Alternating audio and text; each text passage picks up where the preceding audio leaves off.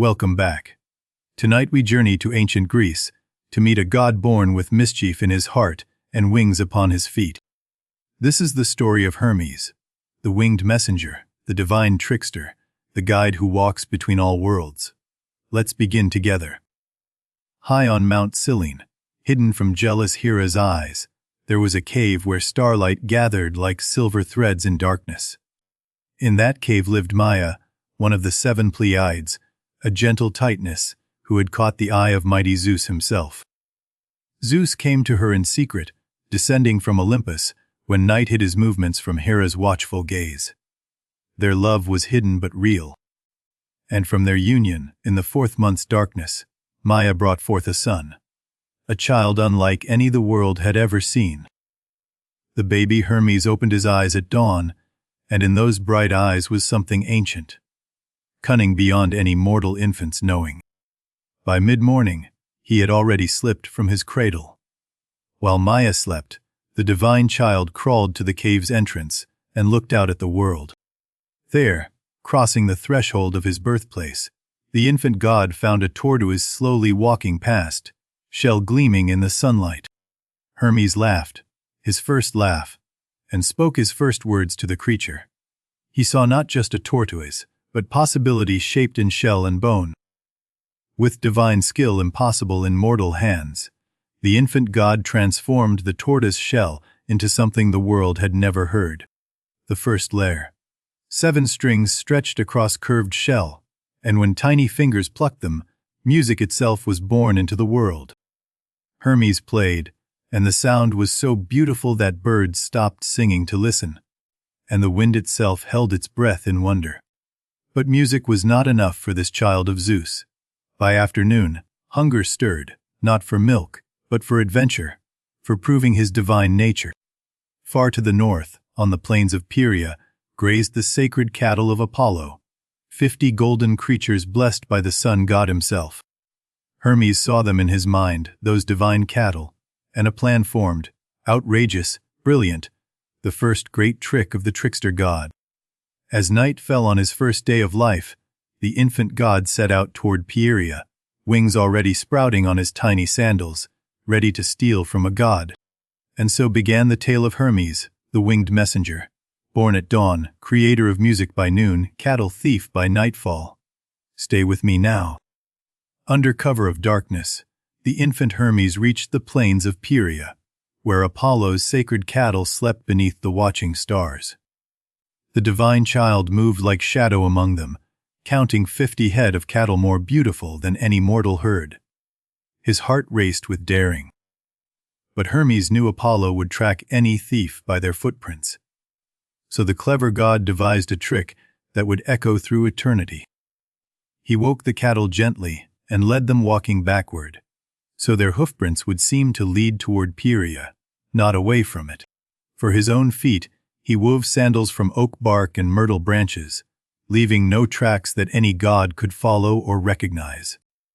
Through the night he drove them south, past sleeping villages where mortals dreamed of simpler things than cattle theft from gods. An old man working his vineyard by moonlight saw the strange procession pass, a tiny figure leading massive beasts backward through the darkness. Hermes called to him sweetly, promising that if the old man saw nothing, he would never speak of it. The farmer nodded, bewildered. By dawn, 50 cattle were hidden in a cave far from Pieria, and Hermes had slaughtered 2 as sacrifice to the 12 Olympian gods. He divided the meat into 12 portions, honoring even himself among the gods, though he had not yet been welcomed to their number. Such was his confidence. Then, his great adventure complete, the infant god flew home to his mother's cave, slipped back into his cradle, and pulled his blankets tight. When Maia woke, she found her son sleeping like any ordinary baby, tortoise, shell layer tucked beside him, as if he had never left at all. But far to the north, Apollo woke to find his sacred herd vanished. The sun god's rage shook the very heavens with its fury. He followed the tracks, and found them leading into his own pasture, not away. The god of prophecy was utterly confounded by this impossibility. Apollo searched every direction, his divine sight scanning horizons, but no ordinary thief could have accomplished this. This was the work of a god. At last he found the old vineyard keeper, who broke his promise and spoke of a tiny child leading cattle backward through the night. A child leading 50 cattle. Apollo's mind raced through the births of every divine being, and one name surfaced: Maya's newborn son. The sun god flew to Mount Selene like a golden arrow, his radiance scorching the mountain slopes as he descended toward Maya's hidden cave. Maya met him at the cave's entrance, her gentle face showing only confusion at the furious god demanding to see her innocent newborn child. She led him inside, and there lay Hermes, wrapped in swaddling clothes, eyes closed, the very picture of helpless infant slumber. Perfectly innocent. Apollo was not fooled. He could sense the divine trickery, smell the cattle on the child's skin. He demanded the truth from the infant. Hermes opened one eye, then smiled. That knowing smile that would become his eternal mark. He stretched his tiny arms and spoke with impossible eloquence. "How could I steal cattle," he asked, "when I was born only yesterday? I barely know what cattle are. I have drunk only mother's milk." Apollo laughed despite his anger. Such audacity from one so small. But he would not be swayed by cleverness. He lifted the child from the cradle. "We shall let Zeus decide," Apollo declared. "If you are innocent, our Father will know. And if guilty, you will face divine justice, infant or not." And so the sun god carried the newborn trickster up through the clouds, ascending to Olympus, where Zeus sat upon his golden throne, waiting. The great hall of the gods fell silent as Apollo entered, the cattle thief dangling from his grip. Every Olympian turned to watch the spectacle. Zeus looked down at his newest son, for he knew at once this was his child, born of Maya, and his ancient eyes sparkled with hidden amusement. Apollo spoke first, laying out his case with righteous fury. His sacred cattle stolen, the tracks reversed. The infant's impossible guilt proven by divine instinct. Then Zeus turned to the infant and asked simply, "Did you steal your brother's cattle?" And the entire court leaned forward to hear the answer. Hermes smiled up at his father, utterly unintimidated by the king of gods. He began his defense. And what a defense it was. "Father," he said, "I will tell you the truth, for I am an honest god. Yes, I took the cattle. But consider, I am only 1 day old." He argued like the finest orator. That he needed the cattle to prove himself worthy of Olympus, to show he belonged among the great gods. Besides, he added with a grin, should Apollo not share his abundance with his younger brother? Is that not what family does? Zeus could hold back no longer. His laughter rang through Olympus like thunder, shaking the golden halls with a father's pride in his brilliant child. "Never," Zeus declared, "have I seen such audacity, such cleverness, such shameless charm. You are truly my son. But you must return the cattle." Hermes agreed readily. He had won what he truly wanted, his father's recognition. But as they traveled to retrieve the cattle, Hermes carried his lair. When they reached the hidden cave, Apollo counted the cattle, and found 2 missing, sacrificed by the infant as divine offering. His anger flared again, but Hermes simply sat down on a rock, lifted his tortoise shell lair, and began to play, and everything changed in that moment. The music that flowed from those 7 strings was unlike anything the universe had ever heard. Apollo, god of music, stood frozen in wonder. It was beauty made sound. It was the voice of starlight and the whisper of wind. It was everything Apollo loved, perfected in this infant's hands. When the song ended, Apollo's anger had vanished entirely. He looked at the infant with new eyes, not as a thief, but as a brother. "Give me this lyre," Apollo pleaded, "and the cattle are yours. Keep them all. This instrument is worth more than any herd could ever be." Hermes smiled, that eternal smile, and handed over the lyre. From that moment, Apollo became the god of music, and the brothers were bound forever. But Hermes was not finished. He crafted another instrument, the shepherd's pipes from reeds, and traded those to Apollo as well, for the golden staff of heralds. Apollo taught him the art of prophecy in small measure. Not the great visions, but the truth, telling of pebbles and lots. Fair exchange between brothers. They returned to Olympus as allies, and Zeus watched them enter arm in arm with satisfaction. His family grew stronger through reconciliation. Now Zeus rose, and all of Olympus attended. It was time to grant his youngest son his official place among the gods. "You shall be my herald," Zeus declared, "my messenger to gods and mortals alike. Your feet shall carry divine word across all the realms." Upon Hermes's feet appeared the Talaria, winged sandals forged by Hephaestus himself, their white feathers moving with life, granting speed beyond imagination. Upon his head settled the Pedasos, the winged traveler's cap that marked him as one who moves between all places, welcome everywhere.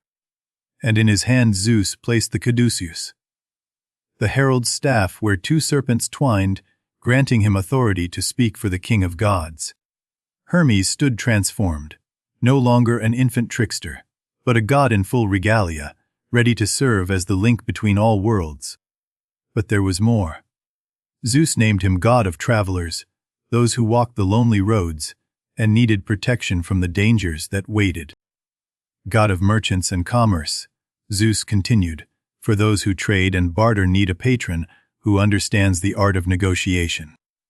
And yes, Zeus smiled, god of thieves as well. For who better to understand their tricks than one who mastered them in his first hours of life? Finally, Zeus spoke the most solemn duty of all. "You shall be Psychopomp, the guide of souls. You will lead the dead to their final home." This last role set Hermes apart. He alone would walk freely between the world of the living and the realm of Hades without fear. The gods of Olympus welcomed their new brother. Well, most of them. Hera watched the celebration with narrowed eyes, suspicious of Zeus's newest favorite. But in the underworld, Hades received news of the new Psychopomp with quiet approval. The dead would be well served by one so quick and clever. And in the wild forests of Arcadia, a strange creature celebrated most loudly of all Pan, the goat-legged god, son of Hermes himself. Pan had been born earlier from Hermes's union with a nymph. A wild child for a trickster father, god of shepherds and wild places and sudden fear. The family of Hermes spread wide. But no connection mattered more than his bond with Apollo, forged in conflict and sealed through the gift of music. Together they would serve Zeus, delivering messages and light across the mortal world. Different in temperament, but united in purpose. Hermes learned every road of Greece, every mountain path and sea route, every hidden way between villages and cities. The land became his home. At every crossroads, mortals built Hermes in his honor, stone pillars bearing his face, marking the places where paths diverged and choices waited. Travelers prayed to him before every journey, merchants invoked him before every deal, and even thieves whispered his name before their midnight work. But the most sacred prayers came from the grieving, those who had lost loved ones, and prayed that Hermes would guide their souls gently to rest. This was the god Hermes had become, not just trickster, not just messenger, but the essential link holding the cosmos together, through communication and compassion. And Zeus watched his son with pride, knowing that of all his children, Hermes might be the one most needed by every realm. But Hermes's greatest test was yet to come, a challenge that would require all his wit, all his charm, and all his courage. For Hera, queen of the gods, had a servant of terrible power, and she would soon send that servant against everything Hermes held dear. Feel that tension building. Zeus summoned Hermes to his private chambers, away from Hera's watchful eyes. The king of gods spoke in hushed, urgent tones. "There is a maiden," Zeus confessed, "whom I loved. Oh, priestess of Hera, my wife discovered us, and in her jealousy, she transformed the girl into a cow." Hermes had heard whispers of this tale. How beautiful O had been, how Hera's curse trapped her in bovine form, unable to speak or be herself. But worse than the transformation, Zeus continued. Hera has set a guardian over her. Argus Panops, the giant with 100 eyes who never fully sleeps. Argus watches her every moment of every day. Half his eyes sleep while the other half watch. No creature can approach without being seen. I cannot act against Hera directly, Zeus admitted. But you, my clever son, you who stole Apollo's cattle on your first day of life, perhaps you can free her. Hermes felt the weight of the task. This was no prank, no game of cleverness. An innocent soul suffered, and only his wit could save her. He flew down from Olympus, winged sandals carrying him swift and silent, descending toward the meadow where Hera kept her prisoner and her guard. From a distance, he observed the scene, rolling green meadow, wildflowers swaying, and at its center, the white cow that was you, with her monstrous guardian nearby. Argus was even more terrifying up close. 12 feet tall, his gray-green skin covered entirely with eyes. On his arms, his chest, his back, even his legs. Some eyes looked forward, some backward. Some gazed at the sky while others watched the ground. There was no angle from which one could approach unseen. And Io, poor Io, grazed nearby with eyes that held human sorrow.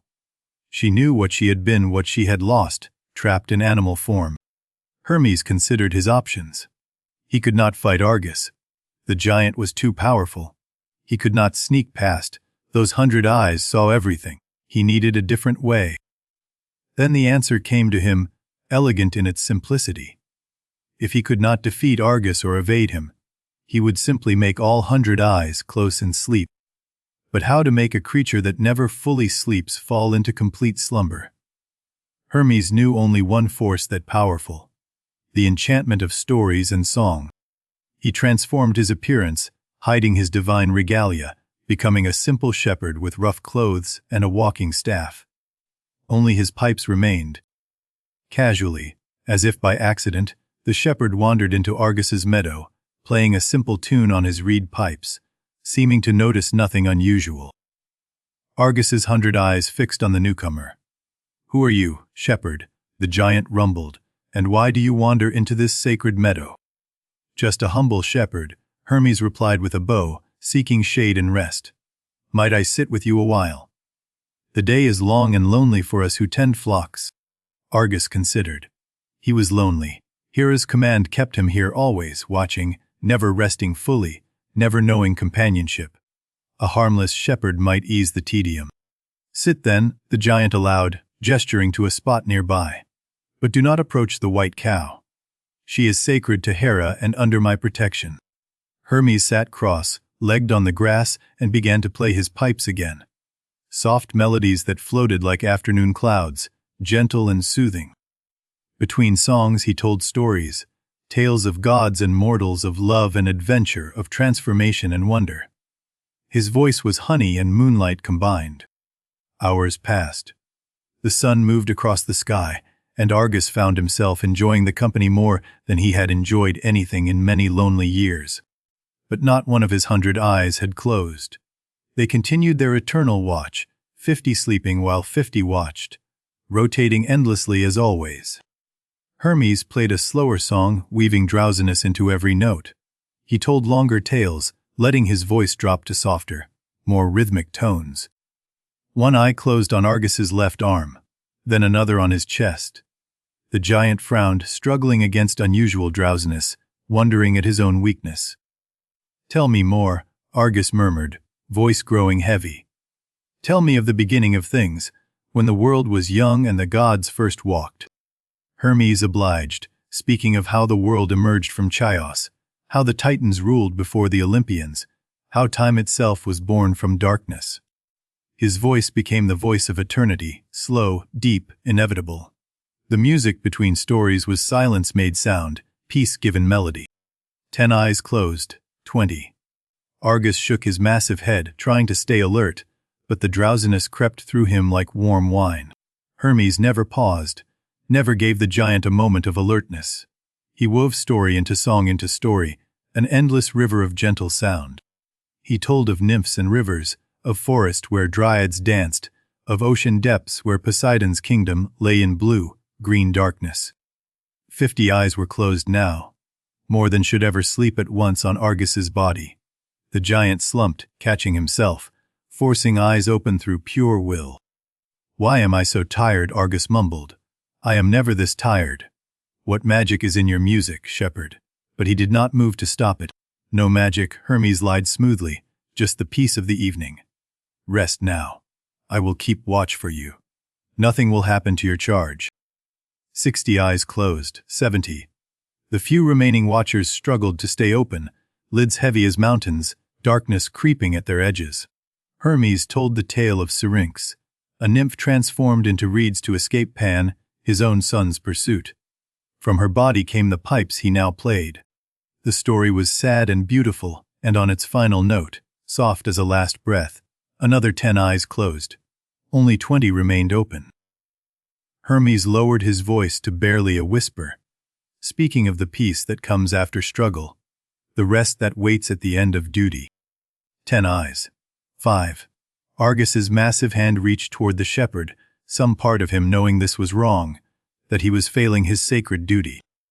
"Rest now," Hermes breathed. "You have watched so long, you have earned this sleep. Let the eyes close. Let the darkness come." The last eye closed.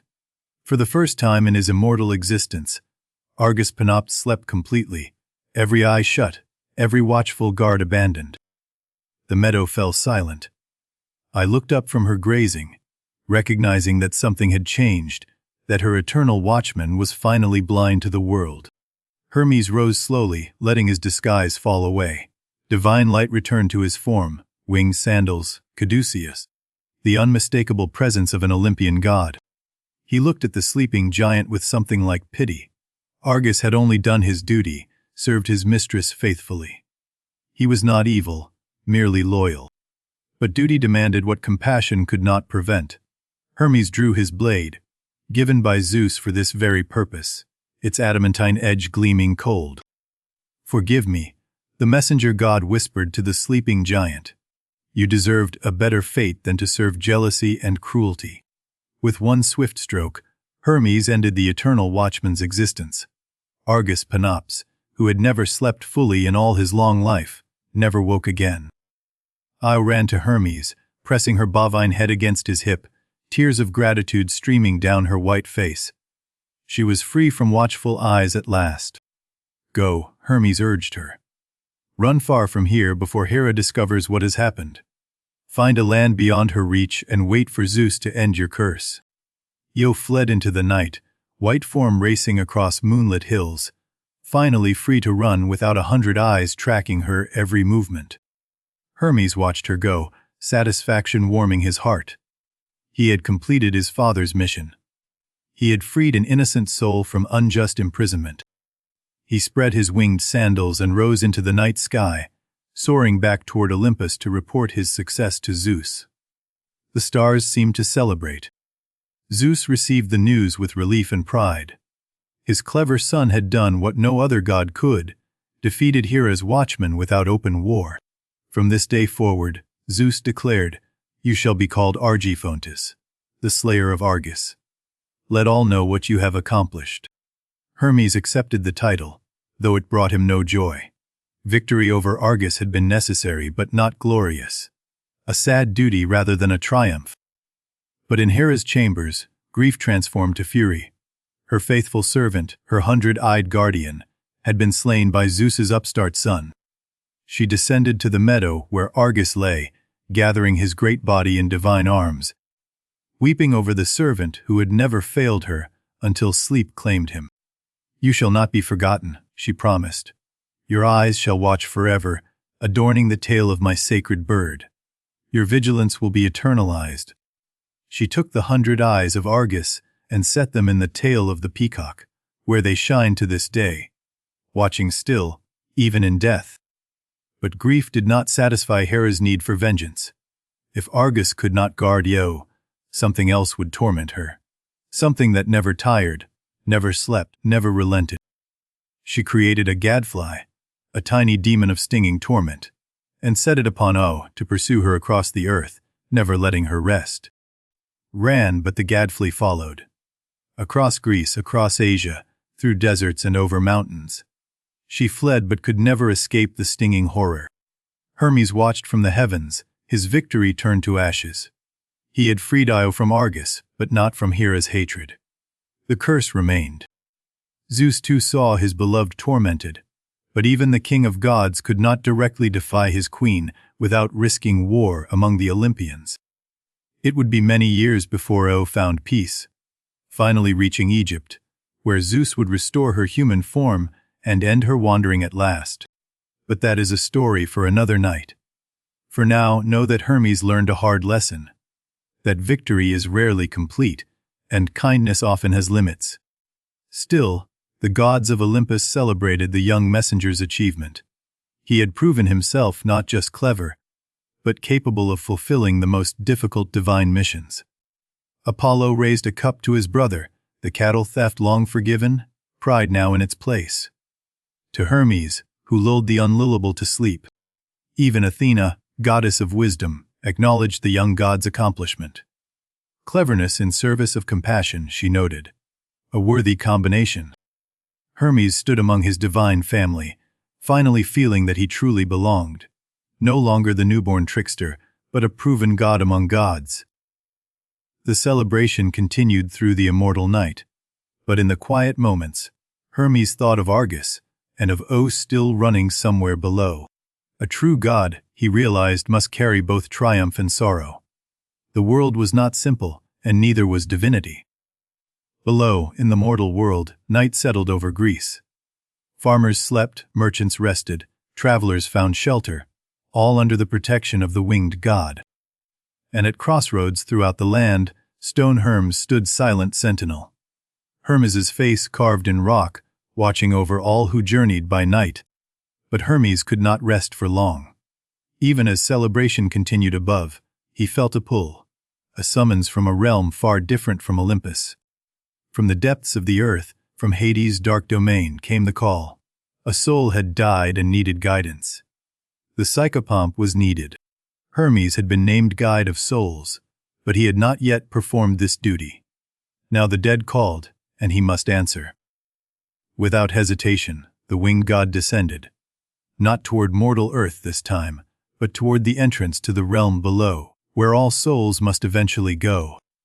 At the cave mouth where the river Styx began its flow, a newly dead soul waited, confused, frightened, unable to find the way forward. Hermes landed gently, his divine light soft so as not to frighten. He approached the shade with the compassion he had learned from Argus's death. "Do not fear," he said softly. "I am Hermes, and I have come to guide you to your rest. Take my hand, the journey is easier together." The soul took his hand, and warmth returned to translucent fingers. Hermes's touch brought comfort that even death could not diminish. Together they walked into the darkness, Hermes leading the way with sure steps, his caduceus lighting the path, to where Charon's boat waited on black waters. This, Hermes understood, was his truest purpose. Not tricks, not theft, not even messages, but this gentle guidance from one world to the next. The cattle theft had been a child's game. The Argus mission had been a young god's test. But this was eternal, essential, sacred. As they descended, Hermes told the soul what to expect. The river, the ferryman, the judgment, the fields beyond. Knowledge eased the fear of the unknown. And when at last they reached Charon's shore, the soul turned to Hermes with gratitude.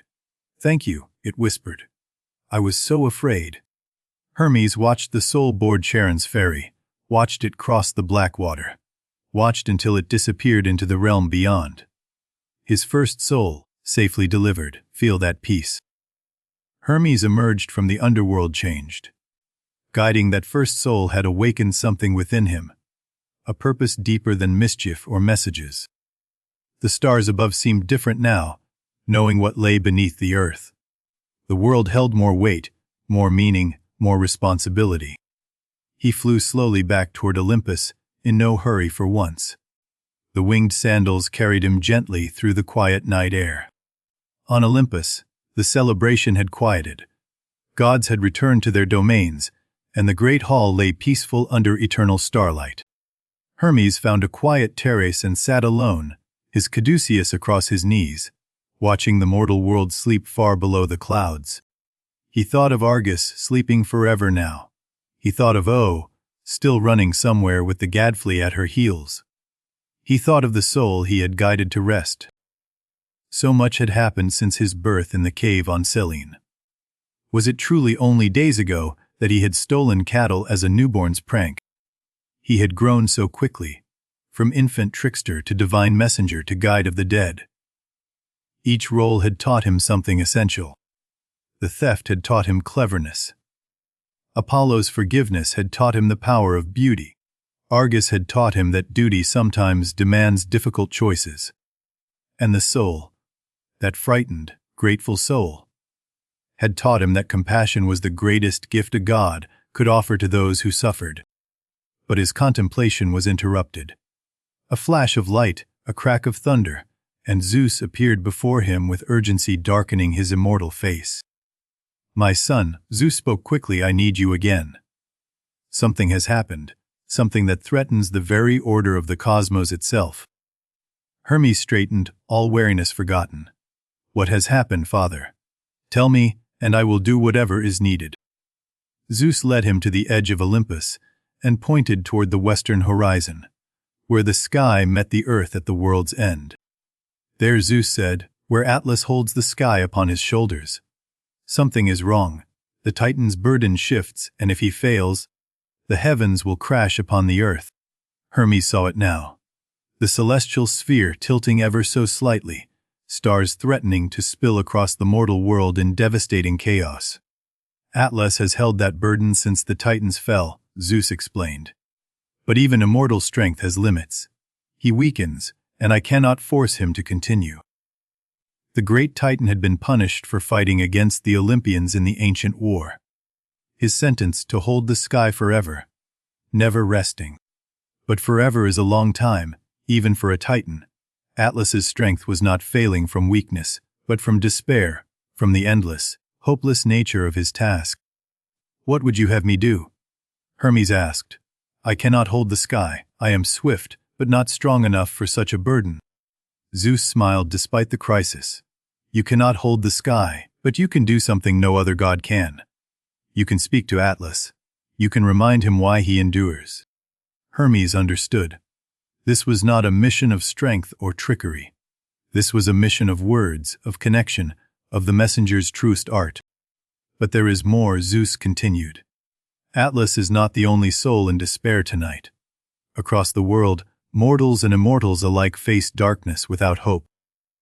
You have guided one soul to rest, but thousands wait in confusion, in fear, in the space between worlds where they do not know which way to turn." Hermes felt the weight of what Zeus was asking. Not one mission, but countless. Not one soul, but all who would ever need guidance between worlds. "This is what it means to be psychopomp," Zeus said gently.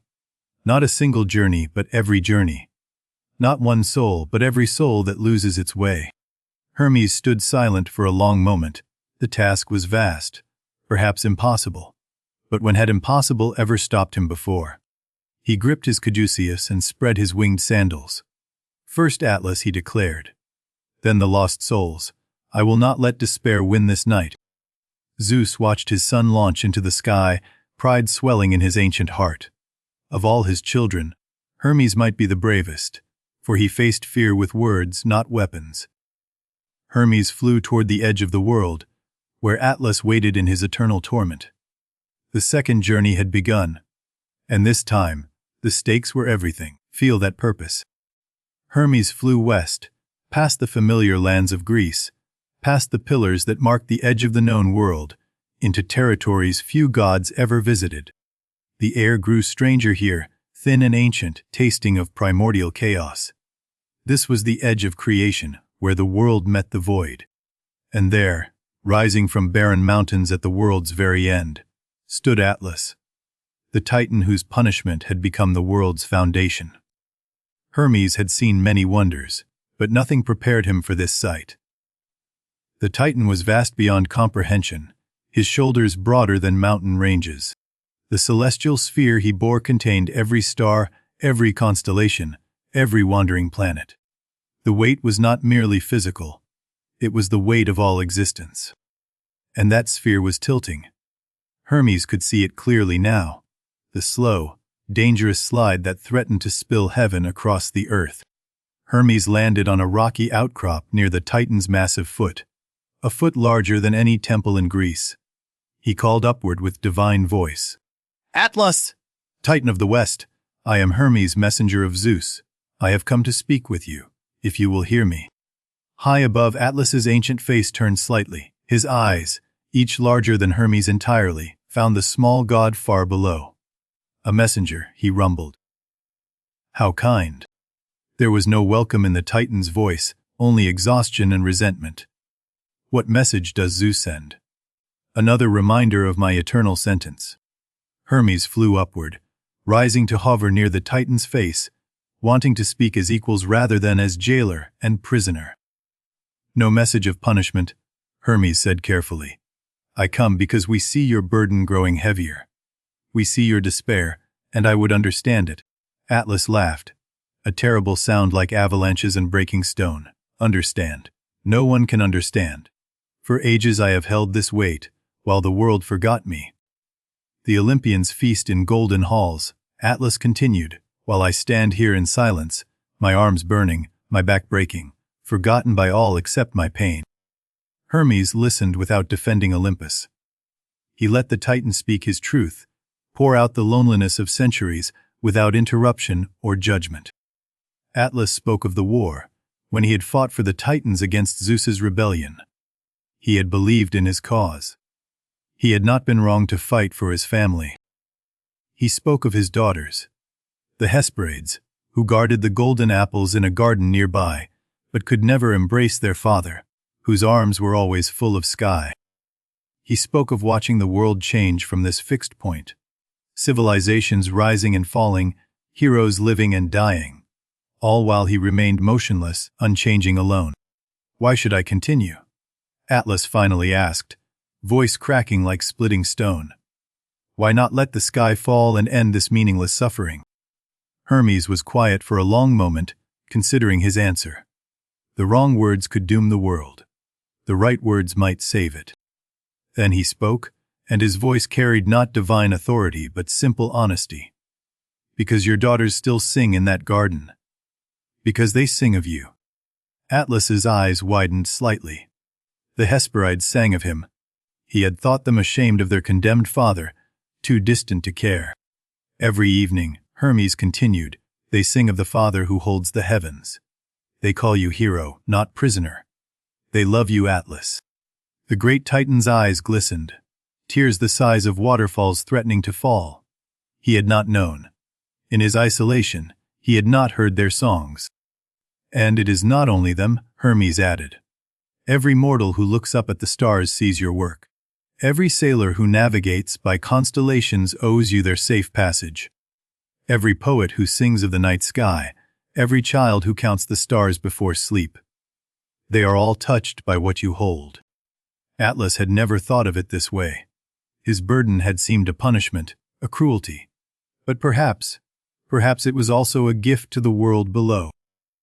"You are not forgotten," Hermes said firmly. "You are foundation.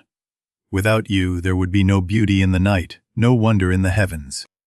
The celestial sphere trembled, but this time not from weakness. Atlas was straightening, his shoulders rising, the tilt beginning to correct itself. "I had forgotten," Atlas admitted, voice steadier now. "I had forgotten that my suffering could have meaning beyond punishment. Thank you, little messenger." Hermes smiled, relief flooding through him. The sky would not fall, not today. Words had succeeded where strength never could. But there was more he could offer. "Wait here," Hermes said, and flew toward the garden of the Hesperides, visible as a golden glow in the distance. The garden was beautiful beyond mortal dreams. Golden apples growing on silver branches, guarded by Atlas's 3 daughters, who sang as they tended the sacred trees. Hermes approached the Hesperides gently, explaining who he was and why he had come. Their faces lit with hope when they heard of their father. "Would you come with me?" Hermes asked. "Would you sing for him directly? He has been so long without hearing your love." The sisters wept with joy. They had thought their father could not hear them, that the distance was too great. They had sunk into emptiness for centuries. Hermes guided them back to their father, 3 golden figures following the messenger god across the barren landscape toward the Titan's mountain.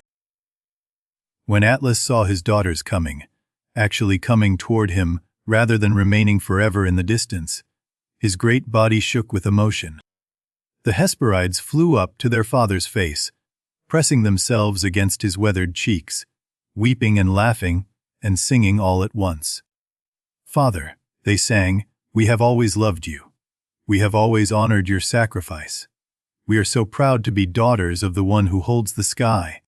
Atlas wept openly now, tears falling like rivers down the mountainside. In all his centuries of punishment, he had never felt such joy. And as he wept, something remarkable happened. The celestial sphere seemed lighter on his shoulders. The burden had not changed, but his strength had been renewed. Hermes watched the reunion from a respectful distance, warmth filling his divine heart. This was better than any trick, any theft, any clever scheme. When the Hesperides finally floated back down, they embraced Hermes as a brother. "You have given us back our father," they said. "We will never forget this gift." Atlas called down to the messenger god, "Little Hermes, you have done what no force could accomplish. You have restored my will to endure. I am in your debt." "You owe me nothing," Hermes called back, "but perhaps visit your daughters sometimes in their garden. Connection gives strength, even to titans." The Hesperides promised to come to their father every day now, to sing to him and touch his face, and remind him that love endures beyond all punishment. Hermes bid farewell to the western edge and turned his wings toward the east. But his night's work was far from finished. Across the world, lost souls still wandered, the confused dead who could not find their way to the underworld without guidance. Zeus's words echoed in memory.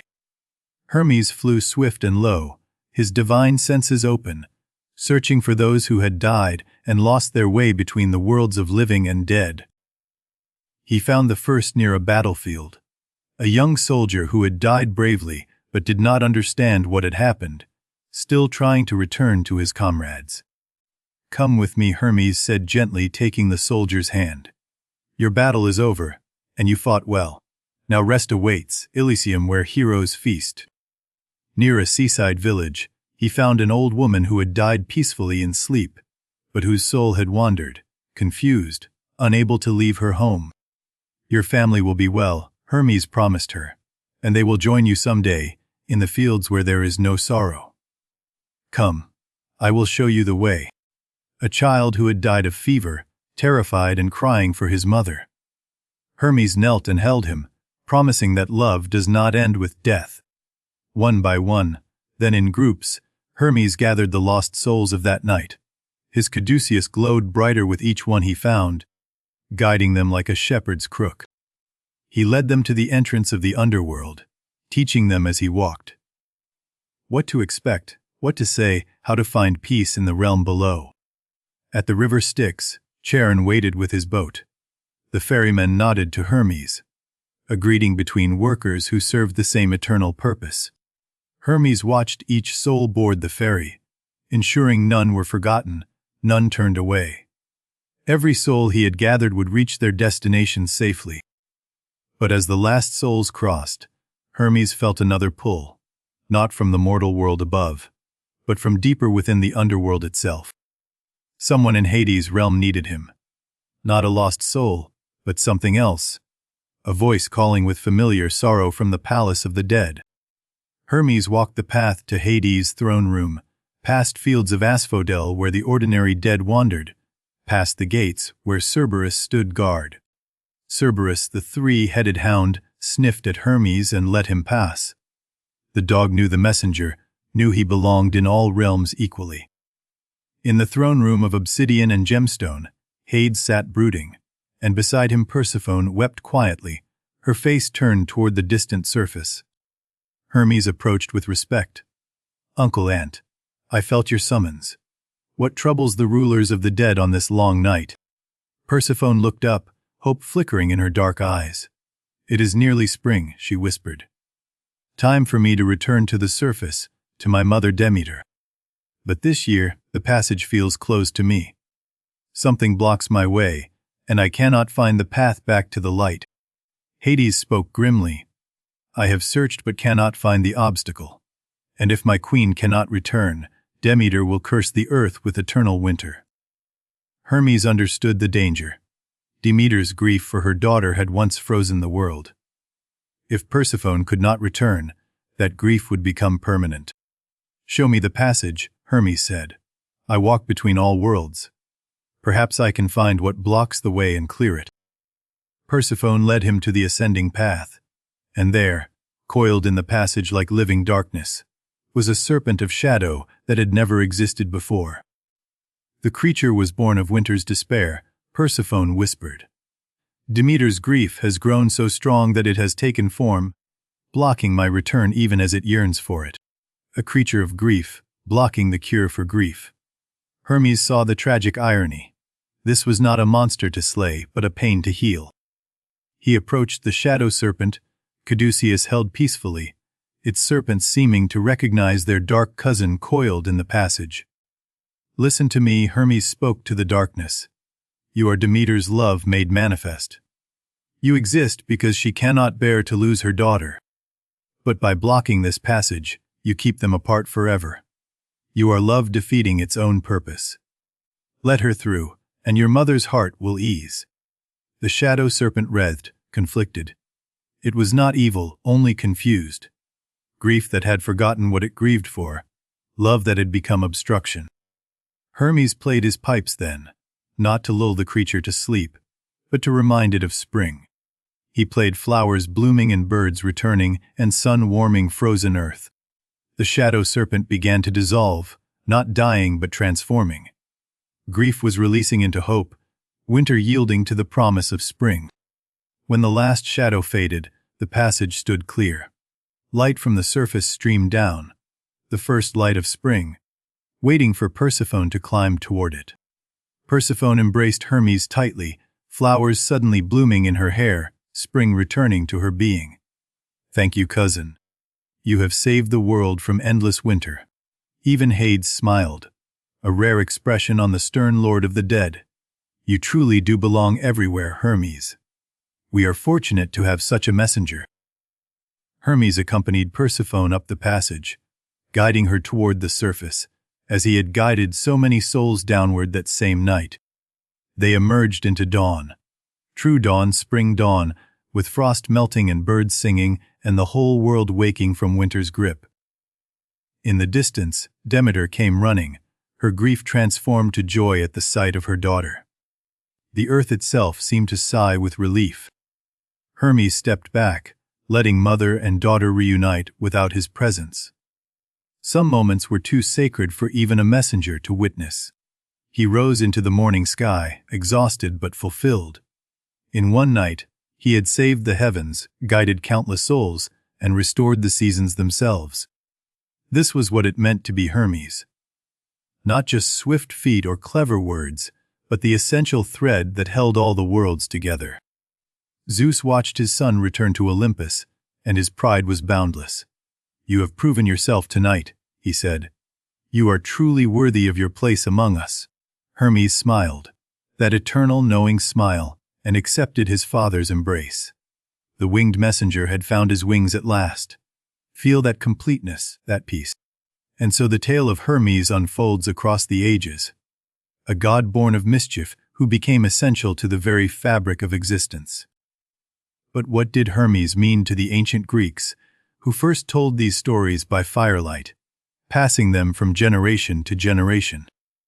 To understand Hermes, we must understand the world he protected, a world of dangerous roads, uncertain commerce, and the ever-present mystery of death. Travel in ancient Greece was perilous. Bandits waited on mountain passes, storms struck without warning, and a wrong turn could mean never returning home. Hermes was the answer to that fear. Every stone herm at every crossroads promised that the traveler was not alone, that divine eyes watched over the path. Merchants prayed to Hermes before every transaction, asking for fair dealing and profitable trade. He understood the delicate dance of negotiation better than any god. And yes, thieves prayed to him too. Not because the Greeks approved of theft, but because they understood that cleverness itself was a divine gift, even when misused. Hermes represented the boundary crosser, the one who moved between categories that others kept separate. Divine and mortal, living and dead, honest and cunning. The Greeks understood that life requires such figures. Those who can translate between worlds, who can carry messages across the gaps that divide us. In a world of city, states often at war, Hermes reminded them that communication could prevent bloodshed, that the messenger was sacred even between enemies. Heralds who carried messages between cities were protected by Hermes's law. To harm a messenger was to offend the god himself, inviting divine punishment. But perhaps Hermes's most profound role was as psychopomp, the guide of souls. For every Greek who faced death, Hermes promised they would not face it alone. Let us speak now of the symbols that surrounded Hermes, for the Greeks packed meaning into every image, every attribute, every detail of their gods. The caduceus, the staff with two serpents, represented peace and negotiation. Serpents were wisdom, and their intertwining showed opposing forces brought into harmony. When Hermes carried the caduceus, he carried the power to make enemies listen to each other, to transform conflict into conversation. The winged sandals, Teleria, spoke of divine speed but also of freedom. Hermes was bound to no single place, free to roam all realms as few gods could. In an age when most people never traveled far from their birthplace, Hermes embodied the dream of flight, of escape, of seeing the whole world.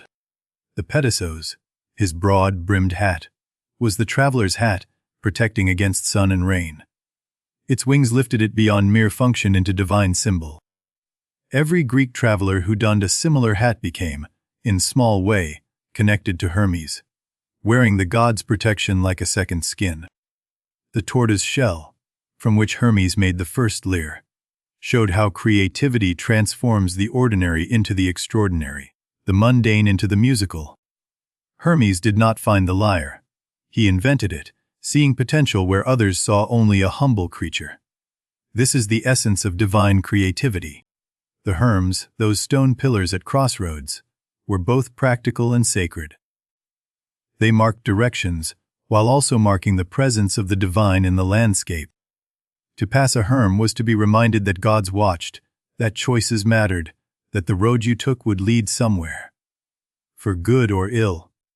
Now let us consider the deeper themes that Hermes' story illuminates, truths that resonate across all cultures and all ages, including our own. The first theme is transformation. How the trickster becomes the trusted, how mischief can mature into meaning without losing its essential spark. Hermes never stopped being clever, never became boring or predictable. He simply learned to use his gifts for greater purposes while keeping his joy. The second theme is connection. How the spaces between us need bridges, and how those who build bridges perform sacred work. In our own age of messages that cross the world in moments, we might recognize Hermes in every text sent, every call made, every word that closes distance. The third theme is compassion in duty.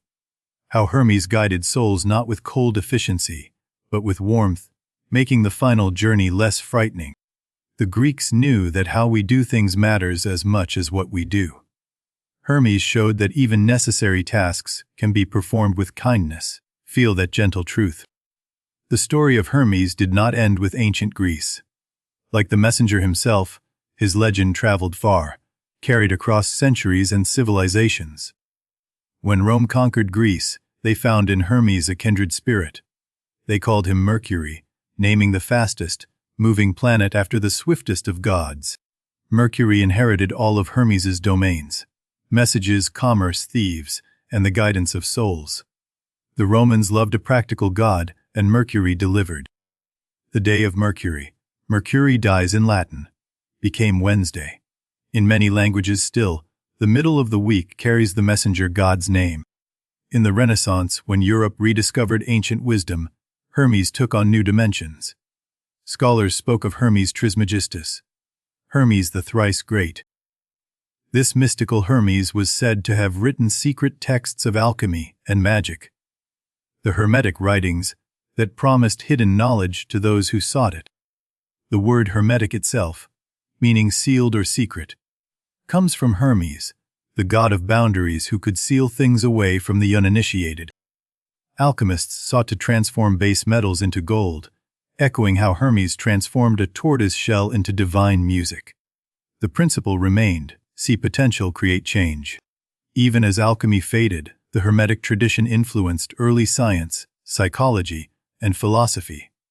Carl Jung drew deeply from these Hermetic waters. The caduceus, Hermes' staff of two serpents, became confused with the staff of Asclepius, god of medicine, and now appears on hospitals and ambulances worldwide. In modern commerce, Hermes remains ever present.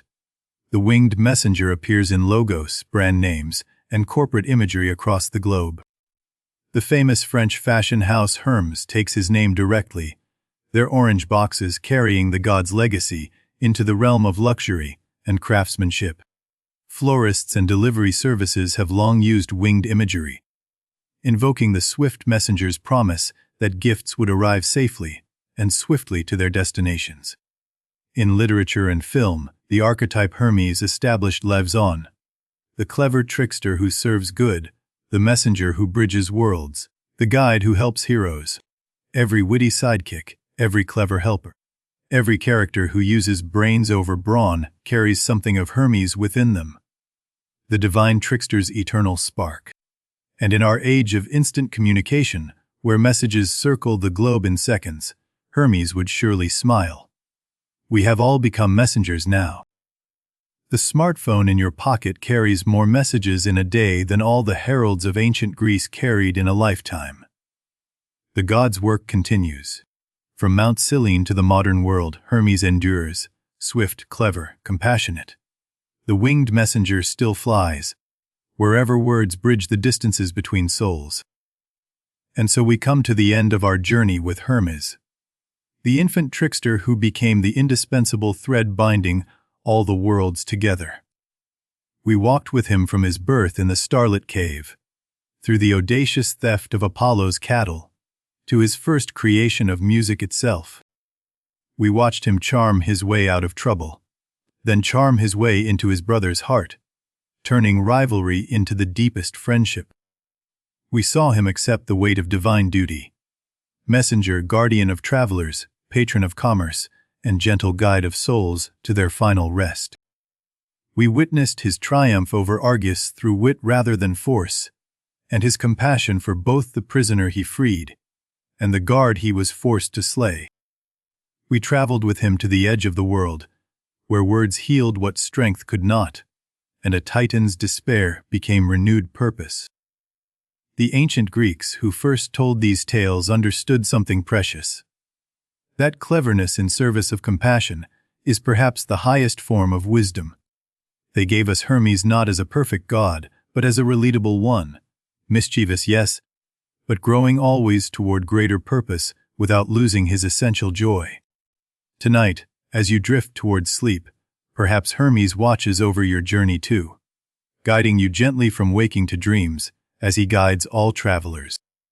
For sleep is a journey, and dreams are a realm between.